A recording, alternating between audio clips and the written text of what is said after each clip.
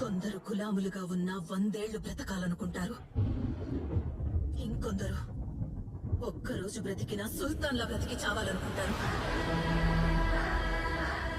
ఒకవేళ వీడి రోజు చేస్తే నా మాటని నెరవేర్చే యోగ్యత వీడికి లేదనుకుని మర్చిపోతాను. కానీ వాడు ఉండే వరకు ఈ ఉళ్ళ ప్రపంచంలో నా ఆశను నెరవేర్చే సుల్తాన్ గానే ఉండాలి.